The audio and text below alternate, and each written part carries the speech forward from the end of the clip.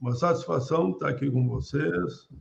Claro que eu, muitas e muitas tardes, manhãs e ao meio-dia, eu fui para as portas de fábrica, em grande parte da minha vida, né? Para falar o que estava acontecendo no Brasil, enfim, na conjuntura, convocando para movimentos de protesto, como foi a greve geral, logo que eu iniciei. Nós saímos de Canoas a Porto Alegre a pé, com em torno de 20 mil pessoas, contra a ditadura e exigindo emprego, renda e alimentação, momentos tristes, né? Mas tem momentos também que eu tive em Porta de Fábrica, essa que você lembrou, só porque lembrou essa, eu vou citar, de Gravataí, provavelmente com o Porta Nova, com os líderes da época ali, que realmente... Porta Nova foi um grande advogado que já faleceu, né, conhecido por todos nós, né? Com líderes da CUT e de outras centrais que me acompanhavam também, quando eu ia falar nas portas de fábrica. E em muitos momentos foi uma luta pela previdência, pela redução de jornada, por um salário mínimo justo, pela liberdade e autonomia sindical, pelo direito ao emprego. E tudo isso somou nessa caminhada longa até hoje, né? Eu diria que são boas lembranças, bons tempos aqueles. Que a gente, na porta de fábrica, fazia praticamente um comício. Hoje tem o TikTok, né? Um comício, para quem estava entrando, era um comício de 5 minutos, de 10 minutos. Mas eles tinham que ouvir, nem que não gostasse. Claro que muitos gostavam, mas tinham que entrar, que é o teu caso, Celso, né? Que já tinha um nível de consciência muito claro, mas sabia que tinha que entrar, porque senão perdia o dia, perdia o fim de semana, perdia tudo, porque eles contavam daí o domingo, né? Mas para mim sempre foi muito bom, foi muito bem recebido na porta de fábrica, em todas as cidades que eu andei, desde Candiota, lá, quando foi uma greve de 12 dias que eu fiquei lá com eles, que estavam matando, né, os trabalhadores por falta de segurança no trabalho na usina de Candiota. E eu me lembro que uma dessas de porta de fábrica, eu só vou falar isso, vamos para outro tema, claro, eu digo, olha, eu vim para cá, salário de Canoas, vocês me chamaram. Então, ninguém vai entrar, vai todo mundo pagar, aqui ninguém vai entrar. Quem vai entrar sabe que vai morrer. Aí um olhou para o lado, achou que eu era. Eu digo, vocês sabem que os acidentes lá dentro vocês estão morrendo. Então, para não morrer, vamos ficar aqui fora, vamos fazer o protesto. Enfim, foram 12 dias de greve e fizemos um grande acordo lá dali para frente, ninguém morreu mais na usina de Candiota. Carlos Araújo estava comigo lá, viu? Deve lembrar do Carlos Araújo, já faleceu, claro. Um grande advogado trabalhista. Ele foi para lá, eu estava lá, ele chegou também a meu convite como advogado trabalhista, nos ajudou lá na formulação, e ele, o Carlos Araújo, para lembrar a todos, foi marido da nossa querida presidenta Dilma, né? Foi marido da Dilma, depois se separaram e a vida seguiu para ambos. Mas ambos sempre ficaram na linha de frente, né? E muito ligados ao movimento sindical. Eu falei esse fato de Candiota porque foi um fato que me marcou muito na minha época, até hoje, porque no Rio Grande todo estão espalhados trabalhadores de Candiota, claro, já avós, bisavós, e eles nunca esquecem aqueles 12 dias, como eu também nunca esqueci. Senador Paim, conta para nós aí, na sua visão, o que representa aí essa data, o 7 de setembro, né? E o que a gente deve efetivamente exaltar na nossa história, o que a gente deve projetar aí no 7 de setembro, né, na sua visão? No 7 de setembro, nesses 202 anos, 200 anos do nosso Senado, também fizemos atividade lá importantes. Eu coordenei uma atividade dos jovens senadores, já que eu sou o autor desse projeto que criou o programa Jovens Senadores, que todo ano nós buscamos jovens dos estados e disputam a vaga de ir para lá por um processo de redação. E foi muito marcante, que foi para eles escrever 200 anos de democracia, enfim, muita coisa aconteceu. E claro que para nós para mim, nesse momento, devido ao nosso próprio tempo aqui, me preocupa, né? Aqueles que tomam o 7 de setembro, que para mim, no meu período de jovem, de moleque, eu batia aquela tarola, né? Tarola tambor, eu desfilava na cidade para lembrar o 7 de setembro, né? E hoje nós vemos um dia como hoje, onde fazem como se fosse um dia, se adornando de um dia de liberdade, de luta, de independência, como fosse um dia daqueles que têm uma visão política, para mim, totalmente equivocada, mas é democracia, cada um pensa e é o direito deles, como estão fazendo hoje nesse outro ato que estão fazendo em São Paulo. Eu entendo que deveríamos hoje era festejar, como fez o presidente Lula, recebendo as Forças Armadas todas no desfile em frente ao Palácio, onde estavam lá as principais lideranças do país, para aplaudir, para festejar a liberdade, festejar a independência, festejar a soberania, a não dependência, e o Brasil avançando como estamos avançando nesse momento. Mas democracia é isso, né? Cada um faça o ato que bem entender, mas eu lembro essa data com satisfação da nossa soberania, da nossa independência em relação àqueles que eles faziam escravo no passado.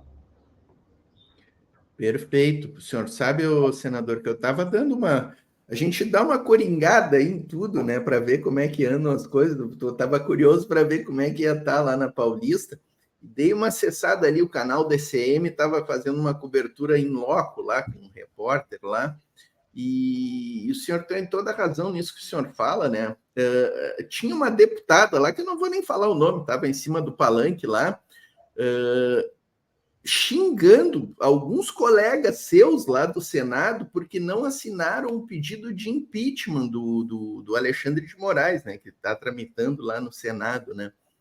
Eu até vou lhe perguntar, senador, a gente tem que lhe perguntar, né? Como é que o senhor vê essa questão aí, um processo de impeachment contra um ministro do Supremo? É algo inédito, né, na história do Brasil e, claro, é muito negativo, né, senador? Queria saber, assim, a sua opinião sobre isso aí, tudo que a gente está vivendo e como é que é conviver lá no Senado com esse clima acirrado, né? O senhor aí que é parlamentar a longa data, foi constituinte, né? Está acostumado com debates acalorados, mas democráticos e saudáveis, né, senador? Lá do tempo o senhor é do tempo de Ulisses Guimarães, o senhor é do tempo de grandes políticos, né? Mário Covas, né? Tantos outros aí, adversários políticos aí do nosso campo, mas que sempre houve um grande respeito, né, no debate político. Como é que o senhor está encarando aí esta nova fase da nossa política muito acirrada, né, senador? Quando você falava, eu estava querendo lembrar de tanto, né? Eu sou do tempo que convivi. Ao vivo, assim, a gente não lembra todo, né? Não, mas eu vou tentando. Eu convivi com o Carlos Prestes vinha ao Sul aqui, e nunca me esqueço do Pinheirinho, não sei se vocês lembram do Pinheirinho. Sim. Pinheirinho, então organizava reuniões, eu ia conversar com o Carlos Prestes, porque eu já era dirigente sindical e coordenava aqui o movimento sindical gaúcho, e depois, mais na frente, fundamos a CUT, eu fiquei secretário-geral da CUT, depois vice-presidente nacional. Mas convivi com o Carlos Prestes, convivi, como eu disse, com alegria com o Carlos Araújo, convivi com Pedro Simon, com César Passarinho, mesmo César Passarinho, Jarbas Passarinho. Jarbas Passarinho era um homem de direita. Eu nunca disse que ele era de esquerda nem de centro, mas era um homem que dava para dialogar, dava para conversar. PDS, né, senador? PDS, antiga arena, mas que... Ele não agia aos gritos, nem hoje lá. Eu fico olhando alguns, inclusive na Câmara de Deputados. Esse dia eu fui presidir uma sessão lá, eu fiquei com a mão até no queixo. Tinha um outro parlamentar, não vou citar o nome, até gaúcho, que são até gaúchos, mas gaúcho nem todos tem que seguir o meu gosto, né? Tem outros gostos de gaúchos e gaúchas. E vão para a tribuna, batem na tribuna, gritam, berram, como se fosse ganhar no grito de alguém. É bobagem, ninguém ganha no grito lá. Se não tiver argumento, se não tiver voto, não leva. Então, eu vivi com o Mário Covas muitas e muitas vezes. O Mário Covas era um cidadão que ia para a tribuna, isso foi na Constituinte, plenário ficava em silêncio. O Lula, quando ia para a tribuna, plenário ficava em silêncio. O Olívio Dutra, quando ia para a tribuna. Mas são homens que não, desculpa a expressão, né? Que não ficam berrando, né? Eles falavam, dialogavam, argumentavam, discutiam. Eu gostava muito de um aqui do Rio Grande do Sul, que também não era do meu time, né? Não era do meu time ideológico, e o qual eu aprendi a respeitá-lo, Jarbas Lima. Vocês conheceram o Jarbas Lima, já está afastado da política há muitos e muitos anos. Até encontrei um dia ele na praia, eu contei para ele, estava com as filhas e filhos, né? Porque um dia eu ameacei rasgar a Constituição, porque eles queriam tirar da Constituição o direito dos trabalhadores. Eu digo, se vocês fazerem isso, vocês estão rasgando a Constituição brasileira. O que é uma Constituição, ou mesmo uma CLT, se vocês tirarem o direito dos trabalhadores, porque não valia mais a lei, só a negociação entre as partes.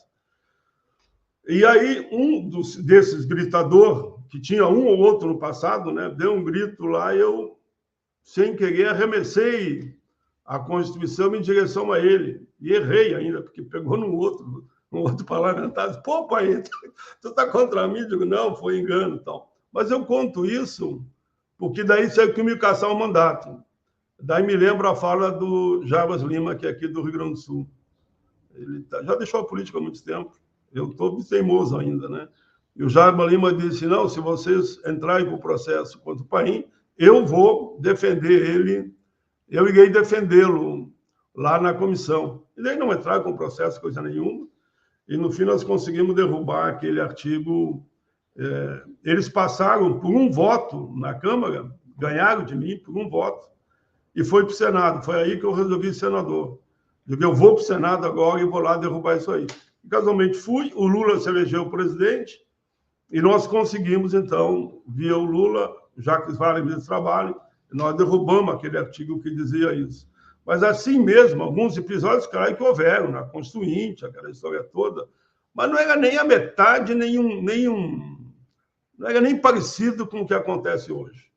Hoje eles ameaçam, gritam, acham que vão assustar alguém, é uma política de expressão de ódio, enquanto que em outros tempos, independente da direita, do centro, da esquerda, prevalecia o diálogo, a conversa. Não precisava concordar, mas primeiro a gente conversava, não ficava ofendendo um ao outro.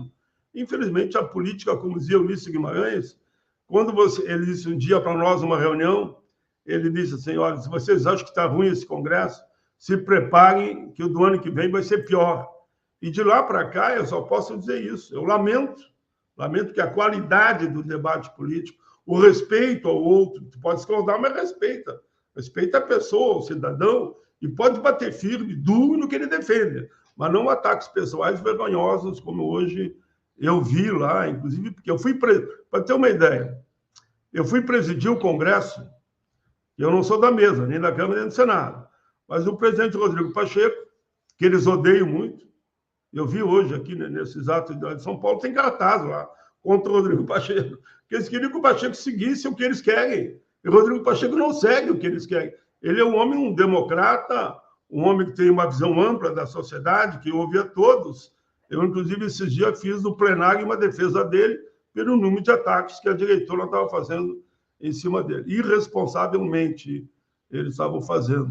E eles simplesmente querem que ele... Essa história do Xandão, né? Eles querem que ele garanta o impeachment do Xandão. Olha, não é ele que tem que decidir isso. Primeiro tem um colégio de líderes, primeiro tem uma mesa diretora, tem um plenário, tem um congresso, que tudo vai discutir. E como você falou bem, eu nunca vi, eu estou lá há quase 40 anos, nunca vi uma situação como essa, nem essa, eles forçar uma exigência para que o Senado vote o impeachment do ministro do Supremo Tribunal Federal. Nunca vi. E eu estou lá há quase 40 anos. Falta 2 agora para completar 40. Eu entendo que concluí a minha passagem pelo parlamento. Graças a Deus, tenho mais de 1.000 projetos apresentados, mais de 100 aprovados. E continuo agora lá, além de presidir a Comissão de Direitos Humanos, presidi, agora sou vice da Comissão de Refugiados, agora presido a Comissão do Rio Grande do Sul, do Senado, que foi escolhida para acompanhar a situação aqui das enchentes no Rio Grande do Sul e fizemos um belo trabalho. E ali, nessa comissão, eu quero dar um pequeno destaque para esse caso. Quem escolhe a comissão não sou eu digo, olha, é eu e mais tu, e mais tu, e mais tu. Quem pensa assim não entendeu nada o que é o parlamento e a democracia. Quem escolhe é um processo de indicação dos partidos, onde há votação. Então, criou-se uma comissão, onde eu fui eleito presidente, o Luiz Carlos foi eleito vice e o Mourão foi eleito relator. Foram 8, Espiridião Amin, Leila do Vôlei, Cajuru, todos estão nessa comissão. E essa comissão tem... Qual é o trabalho dessa comissão? Não é debate ideológico, não é dizer que quem está certo, quem está errado ali dentro, é defender os interesses do Rio Grande. E assim nós agimos e assim está dando certo. Provamos lá mais de meia dúzia de grandes propostas que são de interesse do Rio Grande, como a questão da dívida do Estado, né? A dívida, eu fui relator, inclusive, que por 3 anos não se paga a dívida. Bom, se a dívida vai ser arrolada, vai ter outra discussão, vamos fazer. O Lula já disse, e eu estava presente, quando ele convocou um conselho especial, e eu fui convidado para dar nessa reunião desse conselho, e lá ele disse, nós vamos rediscutir a dívida dos estados, mas o Rio Grande do Sul terá um tratamento diferenciado, e realmente está tendo. É só ver, aqui em relação à enchente, nós já... Eu fui relator de 2 frentes desse projeto, mas em torno de 91 bi já foram destinados para cá. Bom, os 91 bi foi pegado do banco e entregue aqui, não é assim que funciona, né? Simples assim. Tem que ter toda uma burocracia para ver para onde vai o dinheiro, por que vai, para que cidade vai, o que vai para a mão do Estado, o que vai direto para os municípios, quem fiscaliza o investimento, que é o dinheiro público, né? Então, alguns não entendem, mas a população entende, e nós vamos ver que está sendo um trabalho belíssimo aí, feito em parceria, né? Nós não somos daquele que diz que tudo que está sendo feito no Rio Grande é só o governo Lula. Não, é o governo Lula, é o Congresso Nacional, é o governo do Estado fazendo a sua parte, é os municípios fazendo a sua parte, dentro das limitações de um orçamento que existe. Tem orçamento no município, no Estado e na União. Nós, que estamos lá no Congresso, estamos fazendo a nossa parte. Por isso que eu entendo que, mais do que nunca, e outra eu dizia, se alguém me contar ou me mostrar que existe algum sistema no mundo melhor que a democracia, me conta, então, que eu gostaria de saber. Não existe. A democracia funciona assim, respeitando de forma harmoniosa os 3 poderes, e aí tem que ser feito. Alguém começar agora só a bater num poder ou no outro, acha que vai ganhar. Não, vai, se quiser ser ministro supremo, vai estudar, vai preparar, faz concurso, ou se apresenta, né, para o presidente eleito.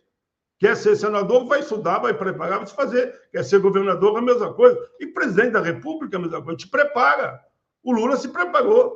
Perdeu uma, como ele faz às vezes. Perdi uma, perdi 2, na terceira eu ganhei. E daí nunca mais perdeu quando ele concorreu. É isso. Não dá para querer agora, no grito e na marra, fazer as coisas acontecer. Não vai acontecer no grito e na marra. Eu sempre digo, ditadura nunca mais. Por isso, eu garanto a frase que é consagrada por todos. Até eu dizia vida longa à democracia.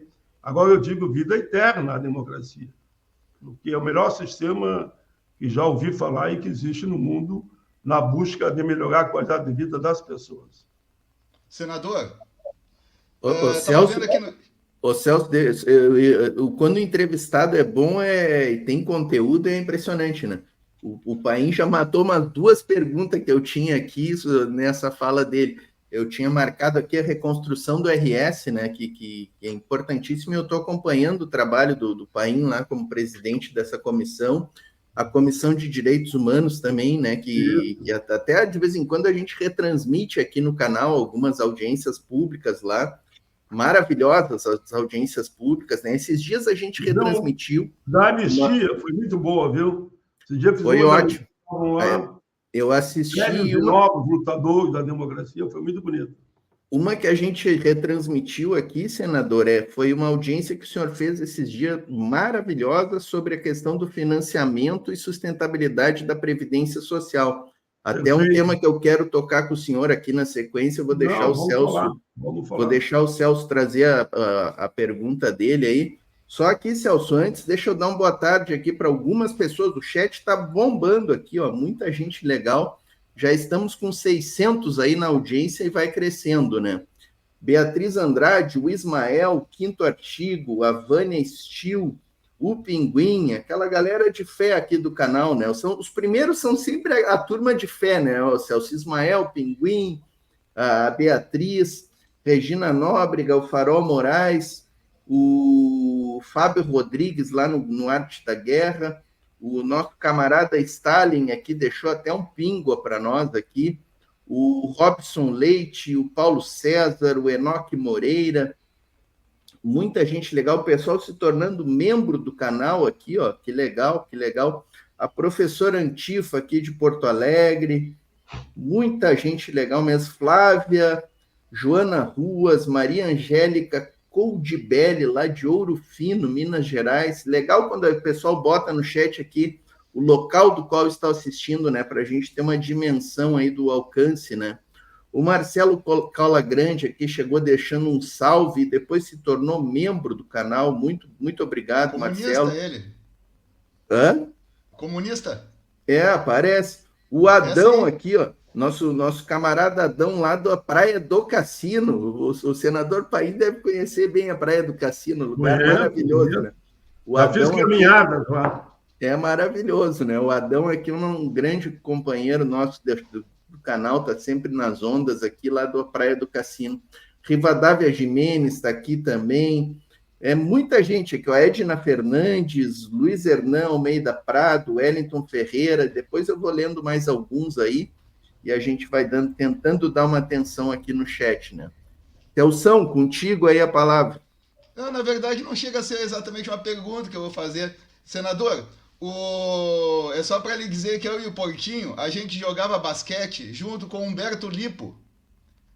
Humberto Lipo. Com o Humberto Lipo. Grande líder. Porque assim eu vi que tem pessoas aqui no chat. E ajudou a construir o Estatuto da Pessoa com Deficiência. Isso, viu? Exatamente. Eu tenho orgulho de dizer que eu sou o autor do Estatuto, mas teve figuras anônimas que trabalharam muito. O Santos Fagundes, que trabalha no meu gabinete há quase 30 anos. Isso. O Humberto Lipo foi um deles que me ajudou. Eles viajaram o Brasil para construir o Estatuto e eu, naturalmente, ia reunindo aquele material todo. Agora é lei consagrada aí, para orgulho de todos nós. Que eu só queria comentar... 13.146, nossa grande lei brasileira de inclusão. Isso, que eu só ia comentar que, para minha surpresa, tinha uma pessoa...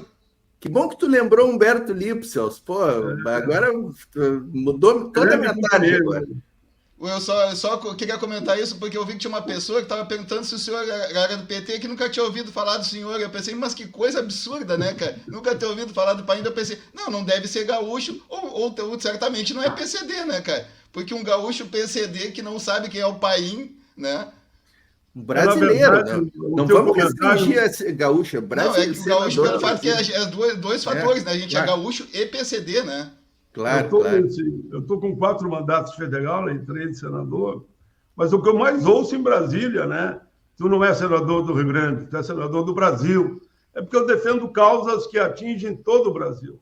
Não são causas específicas. Claro que quando vem uma causa específica, como agora, como foi da dívida, como foi das enchentes, eu, na semana passada, fomos eu e os outros 2 senadores do Rio Grande, e o Brasil viu, e inclusive foi noticiado, fomos negociar a aprovação naquele dia dos 12,5 bilhões que teria que, se não votasse naquele dia, poderia caducar, como caducou uma outra medida, caducou agora na semana passada, e nós vamos ter que transformá-la em projeto de lei. E eu tenho muito orgulho de dizer que sou autor do Estatuto da Pessoa com Deficiência, do Estatuto do Idoso, da Igualdade Racial, e fui relator do Estatuto da Juventude. Quando a moçada veio da Câmara para o Senado, mas por que veio procurar a mim? Eu não sou jovem, por isso mesmo. É a experiência dos teus cabelos brancos que vai nos ajudar a aprovar. E, de fato, relatei e aprovamos. Mas permita que eu diga, porque eu passei na corrida, eu quero fazer uma homenagem ao Congresso em Foco, vocês falaram, eu tantos assuntos que já falamos, né? Claro. Congresso Foco, de fato... O Paim, só te interromper um pouquinho antes disso, eu quero dizer aqui que se depender da voz trabalhadora, tu não vai sair do Senado. E nós te queremos de novo aí na próxima eleição, te queremos candidato, que nós precisamos de ti na eleição, precisamos de mais um mandato de Paulo Paim aí, que tem muitas lutas aí. Quero falar contigo do outro estatuto aí, Estatuto do Trabalho, né? Que Sim, isso eu estou construindo. Estou numa peleia faz 5 anos já. Quero falar contigo sobre isso. Não deixei, não foram menos de 10 anos. Tem que ter persistência, teimosia, vontade política de entender que a causa é justa. Eu sempre digo que uma causa você nunca perde, porque ela nunca morre. Ela pode, naquele momento, não ter passado, mas você continua até que passa. Eu teve muitas propostas, elas foram arquivadas, eu desarquivei, fui para cima de novo até que aprovei, né? E o Congresso... Fala do Congresso em Foco. Fala do Congresso em Foco. Foi uma demonstração. O Congresso em Foco, ele está há 20 anos que ele existe, né? Mas foram 17 prêmios, 18 com esse de agora. Eu ganhei em torno de 36 prêmios deles, que é mais que uma categoria, né? Então, tinha ano que eu ganhava em 3 categorias, no outro em 4, no outro em 5, no outro em 2, né? Mas com esse de agora foi para 39 prêmios que eu ganhei do Congresso Foco em 17 anos. Não tem nem prateleira em casa mais, para botar os troféus. Se vocês tiverem tempo, venha, porque eu tenho orgulho dessa caminhada, né? Que não é uma caminhada que eu fiz sozinho, foi uma caminhada da história do povo gaúcho e grande parte do povo brasileiro. Se vocês verem no meu escritório, estão todos convidados aqui em Canoas, eu fui construindo, ano a ano, fazia um andarzinho, mais um, consegui fazer 3 andares, né? 2 de atuação e um lugar para debate. E lá vocês vão ver que todas as paredes estão preenchidas. Todas. Não tem mais espaço onde botar tantas placas. E não é só, digamos, troféu que eu ganhei. São placas históricas, por exemplo, daquela greve de 83, uma outra placa que eu estou com o Mandela, que eu fui à África do Sul para pedir a libertação do Mandela, como uma missão da Assembleia Nacional Constituinte. E não é que eu fui sozinho, foi uma decisão coletiva.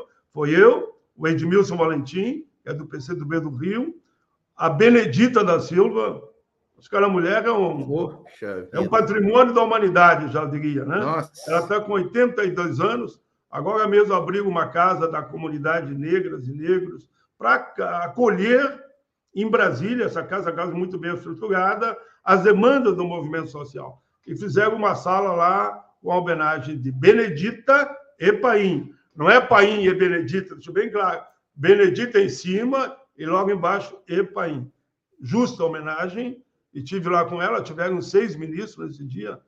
É tanta coisa que eu teria que contar, né? Tiveram lá 6 ministros, inclusive nos prestigiando, das mais variedades, não é que mandaram representante, tiveram lá pessoalmente no dia que foi inaugurada essa casa, depois foram lá tirar, no caso, aquela famosa fita, né? Abrir a fita, onde uma sala Benedita e Paim. Eu fiquei muito feliz. E foi um outro prêmio, semelhante ao Congresso em Foco, né? Só que o Congresso Foco, eu quero concluir já, esse ano foi o maior prêmio que eu ganhei, que eu fui considerado o melhor pelo júri técnico, o júri preparado, muito sério e competente, fui considerado o melhor senador do Brasil nesse ano. Fui considerado, em outros anos, não tenho queixa, sempre o melhor senador da região sul, o melhor senador pela imprensa, o melhor senador daqueles que entravam pela internet. Foram prêmios, né? Mas sabe, sempre setoriais, como foi da região sul, que eu sempre ganhei como um grande senador dessa região, até junto com outros, mas sempre estive lá. E fui considerado o melhor senador da região sul por diversas vezes, mas nessa não. Foi a primeira vez. Eu nem esperava, confesso que eu estava lá na atividade, tinha recebido uma série de prêmios já, estava ali conversando com algumas pessoas, que veio o pessoal tirar foto, né? E quando eu vi o último prêmio, eu fui chamado ao palco para receber o prêmio. Então, eu agradeço muito ao Congresso em Foco, é uma entidade muito, muito séria, muito criteriosa, e tem lado na história, viu? A luta deles é sempre em nome da democracia, da liberdade, da justiça, combate todo tipo de preconceito e querem e caminham para ajudar a construir um país onde melhore a qualidade de vida de todos. Falei do Congresso em Foco. Gosto muito do portal do Congresso em Foco, do trabalho deles, né? O Paim tem a Raimunda Fernandes está aqui, ó, na República Dominicana, em Santo Domingo, nos assistindo. Olha que maravilha, ó. Olha que maravilha aqui, ó. Que maravilha, um abraço para ela, muita luta, muito carinho, muita solidariedade, e eu sempre digo que direitos humanos e qualidade de vida para todos é uma bandeira sem fronteira, por isso estamos juntos. Estamos aqui com o Lúcio de Belo Horizonte, a Teonilda Almeida dizendo que é petista, graças a Deus, o Haroldo dando uma boa tarde, Maria das Graças aqui preocupada com a questão da Avibras aqui, pedindo para votarem lá no PL do deputado Boulos, né, que foi protocolado na Câmara dos Deputados. Já no Senado, a minha parte eu garanto, viu? A minha Olha parte, aí, ou seja, o meu voto e muito trabalho para avançar. O Boulos até me ligou esses dias. Importante, né, Paim, esse projeto. Ele me ligou para mim dar uma mão para o projeto. Eu digo, olha, Boulos, de minha parte, pode contar. Eu tenho o maior respeito com ele. Ele é um líder, indiscutivelmente. Para mim, ele vai ganhar as eleições de São Paulo, viu? Porque ele é um cara muito preparado, tem história, uma história de quem soube trabalhar lá nas casas populares, né, nos programas de habitação para todos, habitação popular. Ele vem lá de baixo, e com muita competência, muita capacidade. Eu sou um admirador do Bolo, viu? Não é porque nós estamos na mesma frente, é porque realmente São Paulo merece um homem como ele na direção daquele município. Com certeza, com certeza. E esse projeto da Vibras aí que ele protocolou é bem importante, né? Para o comandante Farinazzo, trabalhou muito aí junto com ele, tudo, né? Comandante Farinazzo, que estará aqui em que horas mesmo, Celso? É às 19 ou 17? Não, 17 é o professor Legênio, Farinazzo acho que é 19, né? Temos aqui Tá sem áudio aí, Celso. Eu estava sem som. Vai ter as... 19. Henrique Fontana vai ser às 4 da tarde, o Ricardo Amadez às 4h30. Depois vamos falar sobre um pouco da imigração russa no Brasil, aqui com o Cristiano Alves, do camarada comissário. E depois às 17h30 ficou o Legene. Né? Olha, eu vou sair do programa, mas eu vou dar um jeito de ficar, no mínimo, ouvindo. Fica ouvindo que vai dar bom. Dos avisos daqueles que vão estar com vocês aí, sendo entrevistados com esse jeito carinhoso. Vocês entrevistam o convidado com muito carinho e muito solidário a ele, desde que, claro, ele tenha resposta mínima para tudo, né? Também não dá para mim aí ficar só sorrindo para vocês. Mas não é só isso, Paulo. Quem tem trajetória, história é mais fácil, né, Celso? A gente ainda vai ter o Pedro Ruas aqui. Pedro Ruas. De Brizola, o neto do Brizola também vai estar aqui. Se me permita... E depois vamos falar de Getúlio. Getúlio? Meu pai era getulista doente. Meu pai, quando Getúlio morre, eu me lembro que eu tinha 4 anos. Ele descendo as escadas, filho, mataram o pai... Meu pai disse, mataram o pai dos trabalhadores. Eu guardei essa frase. Era uma frase da época que existia, né? E nunca mais esqueci. Depois, no longo da história, eu fui conhecendo também setores do PDT, como Carlos Araújo, que já falei. O Leonel Brizola, tive com ele 2, 3 vezes. Quando eu fui vice-presidente do Senado. Viu? Sarney presidente e eu vice. E Leonel Brizola, junto com o Colares pode até ver esse programa, está nos ouvindo, né? Eles foram visitar o Congresso e foram me visitar lá no Senado. Me lembro que foi um papo, uma conversa muito querida. O Brizola é um encantador como diz outro, encantava todo mundo na fala dele. Quando logo eu fui eleito ali, vice-presidente, foi vice-secretário-geral, né? Eu fiz os 2 cargos, né? Sei que nós fomos ter que ir ao Rio porque íamos organizar o congresso da CUT, queríamos um espaço. Eu e o Meneghelli. E daí, quando nós saímos de São Paulo, o pessoal nos disse, olha, se vocês bobear, o Brizola começa a conversar, pode até atender, mas vocês não vão sair de lá e vocês têm que ir a Minas, numa outra missão em Minas Gerais, falar com o governador também. Eu digo, não, imagina, nós somos responsáveis. Resumo da história. Fomos ao Rio, fomos acabar jantando um churrasco na casa do Brizola, no meio da noite, e posamos no Rio de Janeiro e perdemos o encontro de Minas Gerais. Aí fomos marcar para outro dia. O Brizola era... ele era demais.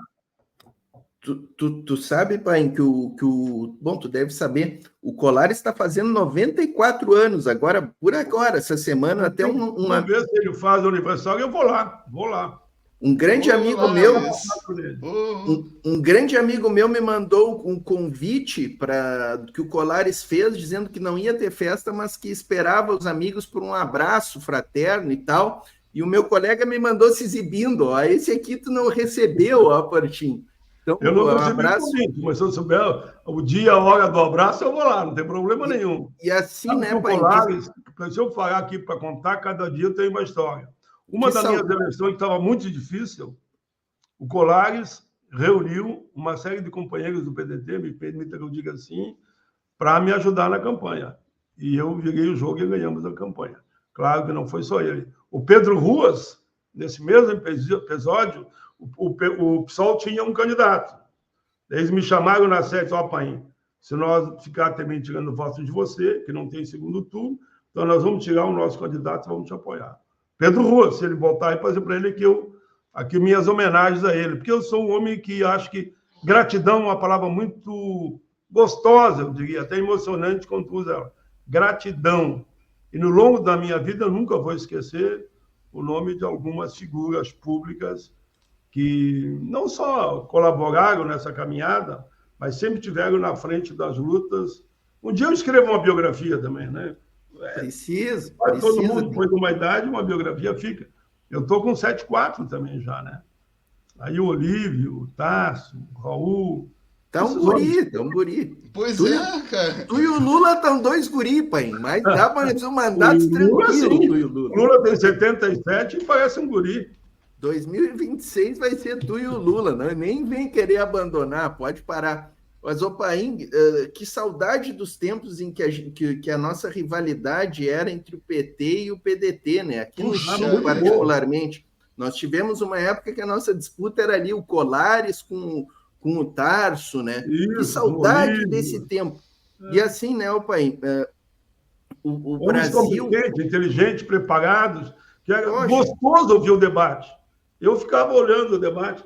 Me permita que eu diga... eu fui muito fã também do Abdias do PDT, viu?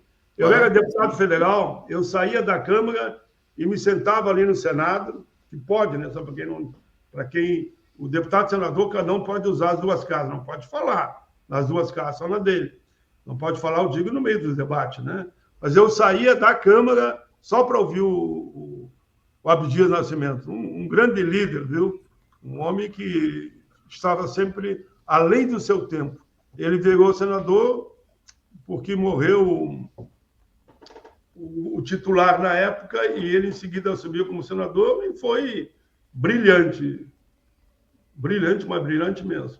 Um nome fundamental da história do movimento negro e do Brasil, né? O Brasil a gente respeitadíssimo a nível internacional, como é a Bené hoje, viu? Muitos não sabem, mas a Bené é muito querida, é muito querida mesmo. Ela foi recentemente, ela foi escolhida para nos representar na ONU. A gente precisa muito de recuperar e exaltar muito a Bené ainda está viva, está em atuação. Claro, né? Mas o Abdias merece todo o nosso... Eu falo do Abdias porque, inclusive, no nosso campo da esquerda é muito pouco, né, citado, estudado, né? E a gente tem aí grandes nomes, inclusive, do movimento negro que a gente precisa recuperar, né, Paim?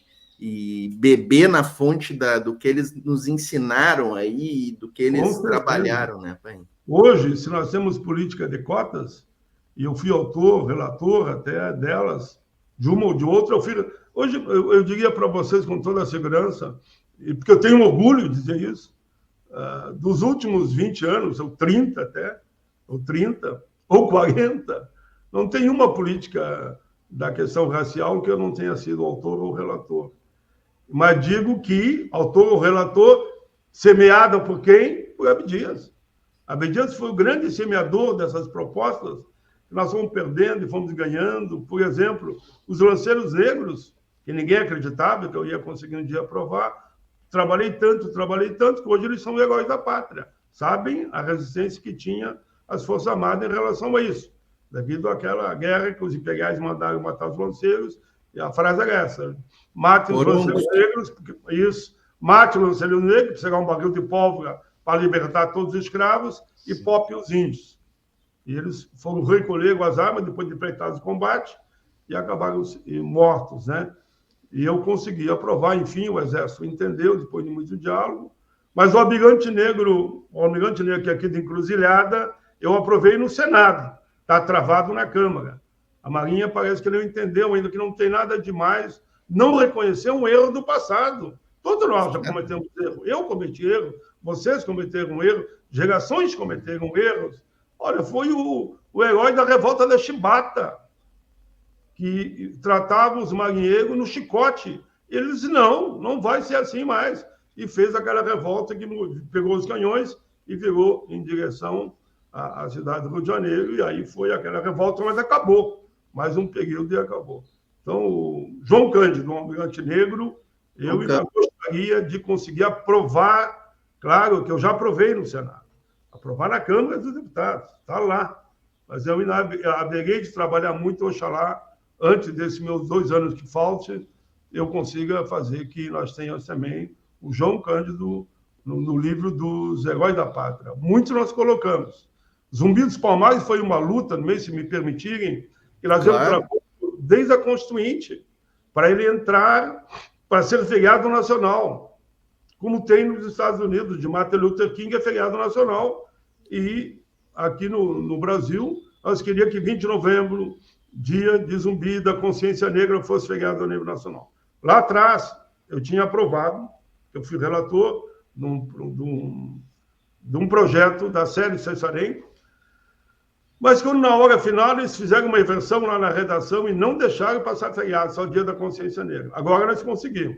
Então agora, daqui a pouco tempo, 20 de novembro, é feriado a nível nacional, fruto dessa luta permanente que nós fizemos no Congresso Nacional. Se me perguntar, tá, são tantas leis que nós aprovamos nessas áreas, eu só digo, a maioria eu sou autor ou relator, sem medo de errar.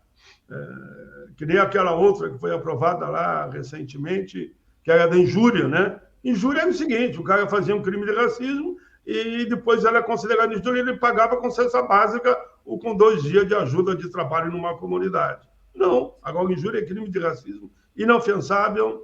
Se cometeu o crime, poderá ir para a cadeia, como é o crime da forma original do crime de racismo. Mas foi lutas que travamos, muito combate. O salário mínimo, se hoje a inflação mais PIB, que nós aprovamos depois de eu viajar quase todos os estados fazendo esse debate, enfim, no governo Lula se consolidou lá atrás já, e passou, o governo que passou aqui havia revogado, o Lula agora reativou, e o salário mínimo começou a subir, inflação mais PIB. São lutas e lutas que eu tenho muito orgulho de recordar. Aí eu explico como é que nasceu cada uma delas. Porque eu vivi o momento da história desse período, né? Quase todas essas bandeiras principais, que são hoje leis, que são leis que acolhem o nosso povo mais vulnerável, os mais sofridos, eu tive a satisfação de estar junto, porque não tinha como não estar junto. Como um homem do povo, um homem que sei de onde eu vim. Eu sempre digo, eu nunca esqueço de onde eu vim. Eu posso hoje ser senador da República, 3 mandatos, mas e daí? O povo que da onde eu vim, a maioria estão lá ainda, estão lá. Claro, melhoramos um pouco a qualidade de vida, com uma série de programas, como Minha Casa Minha Vida, Luz para Todos, senão nós não teríamos isso, né? Ter gás, né? Salário mínimo, política de cotas, que permite que os filhos dos pobres estejam nas universidades, né? Política de cotas foi uma luta ferrenha. E agora ainda, eu já tinha aprovado no passado, já tínhamos cota para o serviço público, e o que aconteceu? Agora, venceu os 10 anos, eu apresentei o projeto para que seja mais 10 anos, o tempo que for necessário, aprovamos no Senado, foi uma guerra, mas aprovamos, foi na Câmara, está lá paradinho, lá não conseguimos aprovar. Ainda bem que o Dino, o nosso ministro, é o ministro do povo, eu diria, né? Gosto muito do Dino. Grande ministro. O Lula acertou na mosca isso aí. O cara é ministro do Supremo e ele chama ele de Dino, porque o Dino é meu amigo, né? Eu posso ter essa verdade. Então, o Dino, o ministro do Supremo, disse tudo bem. Enquanto a Câmara não aprovar, prevalece a lei existente e acabou. Então, nós temos com a política de cota do serviço público garantido, mas o projeto pronto para ser ampliado. Paim, olha quem está chegando. O Fontana ali, meu amigão. Teu colega aí, teu colega de parlamento aí, ó. Fontana não concorreu porque não quis mais, viu? Mas seria deputado ou até senador. Não sei se não vai conseguir. Tudo bom, Paim? Oi, meu amigão. Bom te ver, viu? Tudo bem, meu amigo. Bom te ver também. Quero abraçar o Celso Portinho, né? Dizer da minha alegria de conversar com vocês. Vocês estão vendo que eu estou aqui de cinto de segurança, mas a gente estacionou temporariamente, Paim. Eu estou, Portinho, num roteiro de campanha nesses últimos... Hoje é o 3º dia.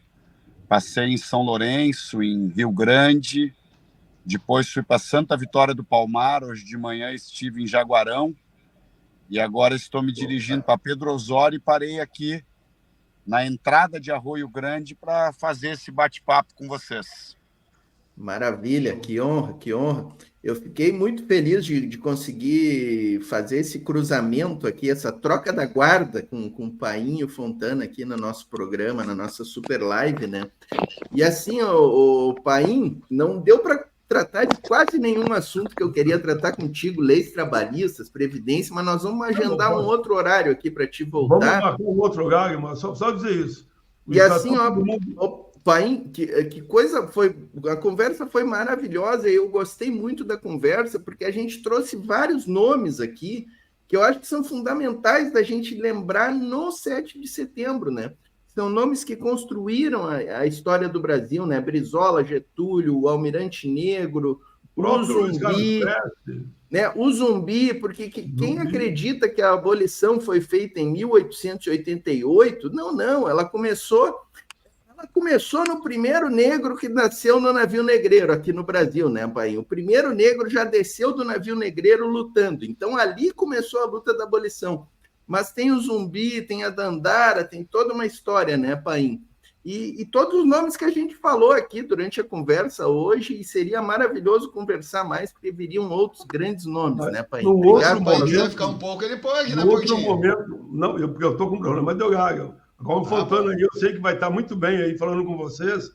Eu estou com problema de horário, que eu marco algumas reuniões quando eu estou aqui no Estado, que eu vim no Estado ontem só, e tenho que estar lá de novo, Fontana, por isso que eu não posso mais aqui, porque vai ter a votação do presidente do Banco Central. Eu já fiz a minha parte lá, falei inclusive com a oposição, eu acho que vai ser tranquilo. Eu não tenho problema de pedir voto para ninguém, viu? Eu fui pedir voto, inclusive, para, não vou citar nome, mas também para senadores da oposição, pelo menos que falaram comigo, disseram, não, Paim é um cara simpático, o cara é preparado, o cara é competente. Acho que não vai ter problema, vai ter um embate político natural. Claro, não há problema nenhum, desde que a gente consiga aprovar. Então, nós recebemos ele na bancada do PT, e eles pediram muito, o líder da bancada, o Beto Faro, que a gente retorne lá o dia que for votado. Então, eu terei que ir para lá. Vim agora, só consegui sair ontem de lá. Devido às votações, nós estávamos que fosse concentrado. Vim e voltarei nesse dia para garantir, porque um voto pode decidir, né? A gente não sabe, eu acho que não vai ser essa questão. Ele vai passar tranquilo, mas por segurança. Nós vamos estar todos lá. Mas só dizer que o Estatuto do Mundo do Trabalho, ou a CLT do século XXI, ou o novo Estatuto do Trabalho, nós temos há 5 anos trabalhando com ele. Ele está construído a essência dele, mas é preciso, claro, cada estatuto não é menos que 10 anos. Todos que eu aprovei, não foi em menos que 10. O da pessoa com deficiência, se não me engano, foi quase 15 ou 18 anos, discutindo, até que conseguimos fazer que as duas casas aprovassem. E o presidente Lula sancionou, viu? Todos esses estatutos, quem sancionou foi Lula ou foi Dilma. Todos esses que eu falei. Exatamente. E vamos ver se o Estatuto do Trabalho também. Eu vou deixar o Fontana com vocês, Fontana. Chegou numa boa hora, Fontana. Você sabe o carinho que eu tenho por você. Você é um líder, você não é mais parlamentar, porque optou assim. Eu dizia que está na hora eu também voltar para casa, né? Quando eu recebi o prêmio do Congresso em Foco, eu disse, olha, no fim eu disse, está na hora de eu voltar para casa. Que era uma homenagem. Ô, Paim, Vamos fazer Aí, na verdade, desculpa, Portinho, te interromper, Vai. mas uma homenagem extremamente merecida, né? Mais uma, porque o Paim sempre foi uma grande liderança do nosso movimento sindical, do nosso partido, do nosso Estado, e culminou com toda essa trajetória como senador da República, sempre honrando a todos nós, né? E sempre defendendo causas que estão, inclusive, marcadas na nossa Constituição. Ele acabou de lembrar um dos estatutos que ele foi o grande líder, né? Que foi articulando dentro do Congresso, mas eu também, como companheiro de jornada, né? De sonhos, de projeto, de país, quero destacar, assim, que a atuação tua, Paim, é uma atuação que sempre honrou e honra a todos nós, né? E desejar que já que tu falaste, eu vou botar uma bola picando aqui, depois o Paim está saindo, né? Eu espero que esta mudança que está em curso, se consolidando, né, na presidência do Banco Central, ela de fato nos abra um período de melhoria, né, na política monetária do país, porque eu sou profundamente crítico àquilo que tem sido a posição majoritária, né, dos diretores do Banco Central neste último ano e meio, para falar do nosso governo, no caso, né? Então é preciso, e vamos torcer para que o Galípolo consiga, com os novos diretores que vão entrar, de forma inteligente, equilibrada, mas que ele consiga alterar progressivamente esta política monetária que coloca o Brasil com uma taxa de juros que não é compatível com a situação econômica real da nossa economia. Mas cumprimentar o Paim, porque eu sei que essas costuras nunca são fáceis de serem feitas na hora que tem que se aprovar esses nomes lá, né? E é preciso, sim, conversar com todos. Eu tive na minha trajetória também a responsabilidade de ter sido líder do governo do presidente Lula durante um período na Câmara, depois líder do governo da presidenta Dilma também.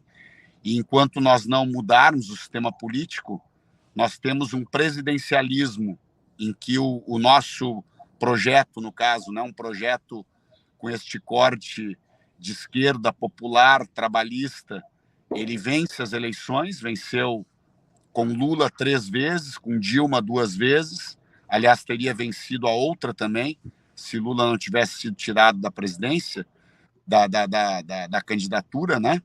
Agora, o fato é que a gente sempre tem uma minoria muito minoritária no parlamento, e isso dificulta muito o tecido institucional brasileiro, né? Nós temos que pensar em mudar isso para o futuro, mas isso é uma conversa, obviamente, longa, né? Tudo bem. Paim, para sair aí, vamos sair em grande estilo, como se tu fosse um meio armador, assim, larga uma bolinha na cara do gol pro Fontana aí, faz uma pergunta já, uma pergunta para deixar ele na cara do gol aí, para a gente seguir com ele aqui. Deixa eu te falar, então, tu acertou ali, viu? Porque no futebol, eu joguei futebol há muito tempo. Vai dizer que tu era meio armador. Do Flamengo e do Juventude, que depois era armador mesmo. Eu jogava ali de centro médio, meia esquerda, eu recebia a bola, ajudava a defesa, recebia no meio de campo e abastecia o ponto esquerdo, o ponto direito, o centroavante. Camisa 8. A linha de frente ali, mas gostava muito disso. Mas o Fontana, eu poderia mais do que fazer uma pergunta para ele. Eu gostaria de fazer mais uma afirmação, Fontana, não é de fazer uma pergunta. Você foi e é um dos grandes parlamentares que o Brasil já conheceu. Pela forma como atuava, firme, competente, preparado, bom de diálogo, mas que não precisava afirmar com coragem, com firmeza, para defender as posições do povo brasileiro, que é as posições que o nosso partido defende. Ele era o primeiro que está na linha de frente e não tinha problema nenhum de fazer o grande debate na Câmara de Deputados. Eu já, como senador, acompanhava o teu trabalho, Fontana. E parabéns pelo teu trabalho agora, a nível nacional. Você que está na executiva do partido a nível de país e está fazendo essa jornada aqui. Você está fazendo aqui no Estado, mas também é um líder que é convidado a estar em diversos estados para defender as causas da nossa gente. Então, é te dizer, Fontana, um abraço carinhoso, respeitoso. Eu tenho muito orgulho de dizer que você é um dos principais quadros da política brasileira. Um abraço. Obrigado, Fontana. muito obrigado. Paim, obrigado pela presença, Paim. Vamos tentar marcar outro dia aí para a gente detalhar mais alguns temas. Obrigadão, valeu. Cada minuto dá para contar uma história. Um abraço a todos. Valeu, obrigado.